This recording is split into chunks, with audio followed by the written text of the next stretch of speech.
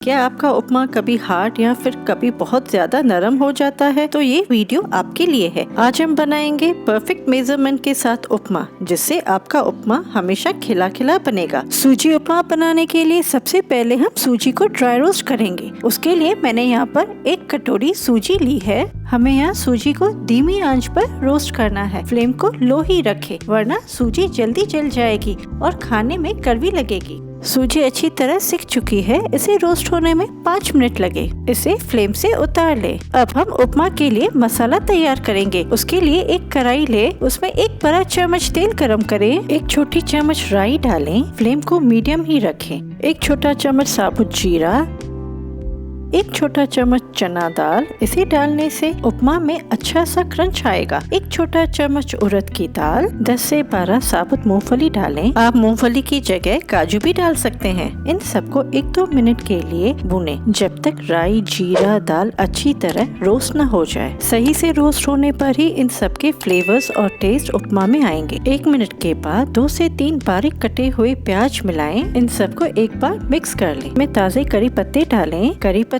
आप राई के साथ भी डाल सकते हैं, पर इस तरह प्याज के साथ करी पत्तों को भूनेंगे तो उपमा का स्वाद और ज्यादा स्वादिष्ट बनेगा। 1 चम्मच कटी हुई हरी मिर्च, आधी छोटी चम्मच हींग डालें। अब इन सबको हल्का गुलाबी होने तक मीडियम फ्लेम पर भूनें। आप चाहें तो इसमें सीजनल सब्जियां जैसे गाजर, मटर, शिमला मिर्च भी ऐड कर सकते हैं। जैसे मैं यहाँ थोड़े मटर मिला रही हूँ। मटर में विटामिन और फाइबर पाए जाते हैं, जो हमारे हेल्थ के लिए बहुत ही फायदेमंद है। चाहे तो फ्रोजन कॉर्न भी ऐड कर सकते हैं। स्वाद अनुसार 1 छोटा चम्मच नमक, अच्छा कलर देने के लिए 1 छोटा चम्मच हल्दी पाउडर मिलाएं। आधा छोटा चम्मच लाल मिर्च पाउडर डालें। लाल मिर्च कम ज्यादा अपने टेस्ट के हिसाब से मिलाएं। 4 टमाटरों की ग्राइंड की हुई प्यूरी डालें। टमाटर मिलाना ऑप्शनल है, पर इसे मिलाने से चटपटा फ्लेवर आता है। इन सबको मीडियम फ्लेम पर भूनें, जब तक मसाला तेल न छोड़ने लगे।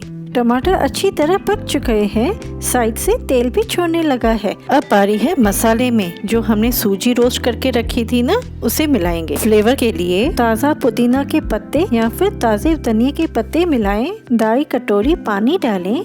हमने 1 कटोरी सूजी ली थी, तो पानी इसमें 2.5 गुना डालें। हो सकता है आप सूजी जो इस्तेमाल कर रहे हैं उसमें 2.5 से थोड़ा ज्यादा पानी डालें। ये सूजी पर निर्भर करता है कि वह कितना पानी एब्जॉर्ब करती है। इन सबको मीडियम फ्लेम पर लगातार घुमाते रहें, ताकि सूजी में गुठलियां न बने। जैसे हम सूजी को घुमाते जाएंगे, वह गाढ़ी हलवे की तरह बनती जाएगी। सूजी को हलवे की तरह गाढ़ा होने तक घुमाएं। अगर कभी आपको लगे सूजी बहुत ज्यादा हार्ड हो रही है, तो आप इसमें 1/4 कटोरी पानी ऐड कर सकते हैं। ये सूजी की क्वालिटी के ऊपर निर्भर करता है कि वह कितना पानी एब्जॉर्ब करता है। सूजी 3-4 मिनट में गाढ़ी हो चुकी है।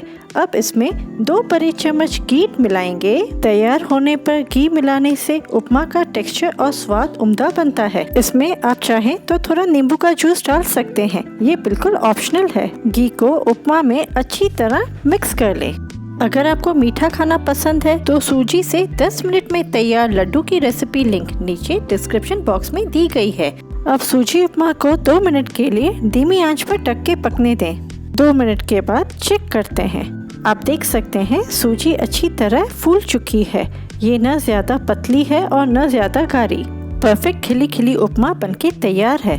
इसे आप नाश्ते में या फिर शाम को भूख लगने पर फटाफट बना के बच्चों को खिला सकते हैं। अगर आप सूजी से बने व्यंजन बनाने के शौकीन हैं, तो हमारे चैनल पर सूजी बीटरूट बॉल्स की रेसिपी लिंक नीचे डिस्क्रिप्शन बॉक्स में दी गई है। अगर आपको ये वीडियो पसंद आया हो तो लाइक कीजिए, और कोई भी सुझाव हो तो कमेंट बॉक्स में लिखिए। आपके सुझाव हमारे लिए महत्वपूर्ण है। Thank you.